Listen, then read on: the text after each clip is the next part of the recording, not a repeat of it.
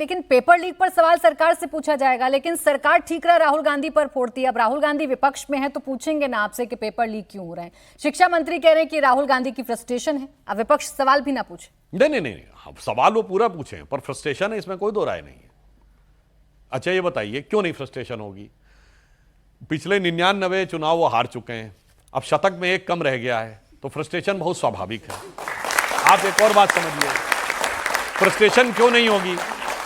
हमारे नेता नरेंद्र मोदी जी हैं, भाजपा को बने हुए 46 साल हो गए और जनसंघ से जोड़ लें 1951 से तो 75 साल हो गए। आज बीजेपी को 75 साल के सबसे ऊंचे मुकाम तक पहुंचाया है। और अंग्रेजों के जमाने में एलन ऑक्टेवियम ह्यूम के द्वारा वॉइस रॉय डफरिन के जमाने में 28 दिसंबर 1885 को स्थापित कांग्रेस के 141 साल हो गए, 140 हो गए, 41 दिसंबर में होंगे।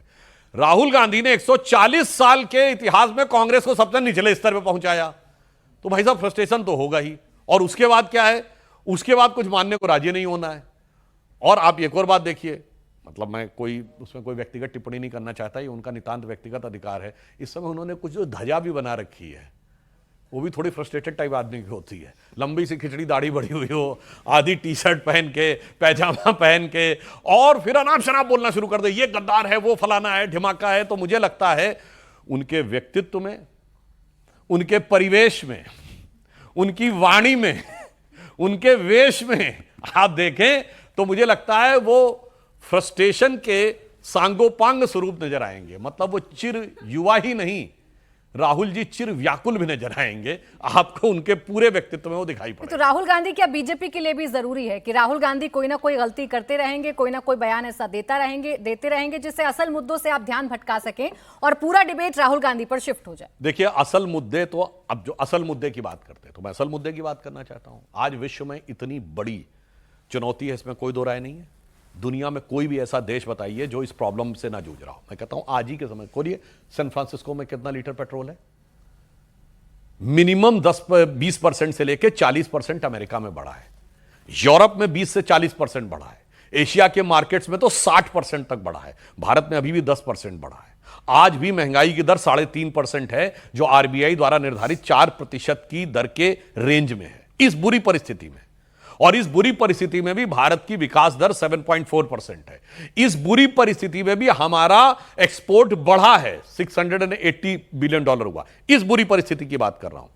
उसके बावजूद, जबकि दुनिया में सारे देशों की स्थिति क्या हो गई है वो आपको सबको पता है, इसके बावजूद आज हम चौथी बड़ी इकोनॉमी तो है ही, चौथे बड़े स्टॉक एक्सचेंज हैं, तीसरे बड़े ऑटोमोबाइल के मैन्युफैक्चरर हैं, दूसरे बड़े मोबाइल हैंडसेट के मैन्युफैक्चरर हैं, डिजिटल ट्रांजैक्शन में दुनिया के नंबर 1 के देश हैं। आज की डेट में भी हमारी यह स्थिति है। तो मुझे लगता है, और इसके बाद 80 करोड़ लोगों को अनाज मिल रहा है, 16 करोड़ उज्ज्वला योजनाएं मिली हैं, 56 करोड़ लोगों के हाथ में जनधन अकाउंट है, और आज 1 अरब से अधिक लोगों के हाथ में मोबाइल फोन्स हैं और 94 करोड़ स्मार्टफोन्स हैं। ब्रॉडबैंड कनेक्शंस 80 करोड़ से ऊपर हैं, और वो तब है जब कनेक्टिविटी के साथ कॉस्ट क्या आई है। आज से 12-13 साल पहले 1 GB डाटा 300 रुपए के आसपास आता था पर मंथ। आज 1 GB डाटा 19-20 रुपए पर मंथ पे आता है। तो मुझे लगता है, और रेलवे का 100% इलेक्ट्रिफिकेशन हो गया है। भारत वो देश जो नेट इंपोर्टर था, किस चीज का? डिफेंस इक्विपमेंट्स का, अब हम एक्सपोर्टर हो गए। Intermediate range ballistic missile BrahMos को हमने फिलीपींस को एक्सपोर्ट कर दिया, इंडोनेशिया को एक्सपोर्ट करने जा रहे हैं, वियतनाम से बात चल रही है।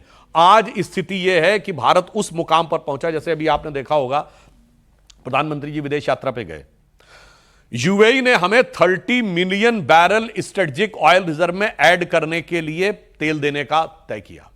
आज भारत उस स्थिति में है कि सेमीकंडक्टर और चिप जो बनाते हैं उसके लिए एएसएमएल जो डच कंपनी है, उसने भारत के साथ करार किया। आज आप सोचिए, मैं एक सिंपल सी बात बताना चाहता हूं। गूगल ने दुनिया में अमेरिका के बाहर सबसे बड़ा इन्वेस्टमेंट कहां करने का अनाउंस किया है? एआई समिट में आया था, कहा विशाखापट्टनम में $19.5 बिलियन करेंगे। फॉक्सकॉन चिप बनाने की दुनिया की सबसे बड़ी कंपनी, उसकी चाइना के बाहर सबसे बड़ी फैक्ट्री कहां बनी है? भारत में। आईफोन जो दुनिया का सबसे हाई एंड फोन माना जाता है, चाइना के बाहर सबसे बड़ी फैक्ट्री कहां बनी है? भारत में। सैमसंग जो दुनिया की सबसे बड़ी मोबाइल हैंडसेट बनाने की कंपनी है, उसकी दुनिया की सबसे बड़ी फैक्ट्री कहां है? यहीं नोएडा में। मुझे लगता है इसके बाद भी किसी को यह ना दिखाई पड़ रहा हो कि इस देश में क्या बदलाव आया है और हमारी पर कैपिटा इनकम जो 74,000 रुपए थी वो बढ़कर 2.5 लाख रुपए से ऊपर हो गई है। तो मुझे लगता है उसे अपनी नजर पे लगा हुआ चश्मा उतारना चाहिए। आप तो अच्छी तस्वीर दिखा रहे हैं सुधांशु जी, लेकिन यह बात भी तो सच है ना कि चुनाव परिणामों के बाद 4 बार पेट्रोल डीजल के दाम बढ़े हैं, महंगाई बढ़ गई है, आम आदमी परेशान है और सवाल पूछ रहा है सरकार से कि कब हमें राहत देगी ये सरकार। तो चलिए दुनिया का एक बड़ा देश बताइए जहां पेट्रोल दाम ना बढ़े हो, बताइए एक चीज। यूरोप में नहीं बढ़े हैं क्या? अमेरिका में नहीं बढ़े हैं क्या? एशिया में नहीं बढ़े हैं? अफ्रीका में नहीं बढ़े हैं? वैश्विक संकट है भाई। ये तो वो वाली बात हो गई, समुद्र में सुनामी आई हुई है और इतनी भयानक सुनामी है कि जहाज उल्टे पलटे जा रहे हैं। हमारे भी जहाज पे झटके लग रहे हैं, मान रहे हैं बिल्कुल, मगर इसके बावजूद हमारा कैप्टन बड़ी कुशलता से जहाज लेके जा रहा है। तो कह रहे हैं झटके लगने के लिए सुनामी मत देखो, झटके लगने के लिए कैप्टन को दोष दो। अगर भूकंप आ गया और अगल बगल के मकान ढह गए, हमारे भी मकान पे झटके लगे हैं, उसमें भी हल्की दरारें आ रही हैं, तो इसके लिए कहो कि जो इसने बनाया मकान उसकी गलती है। तो मैं विपक्ष के लिए कहना चाहूंगा मोदी जी की तरफ से कि हमें इल्जाम मत दीजिए, बहुत अफसोस होता है। हमें इल्जाम मत दीजिए, बहुत अफसोस होता है। बड़ी तरकीब से कश्ती यहां तक लेके आए हैं, बदल देते हैं हम दरिया की लहरें अपनी हिम्मत से। आंधियों में भी अक्सर चिराग हमने जलाए हैं।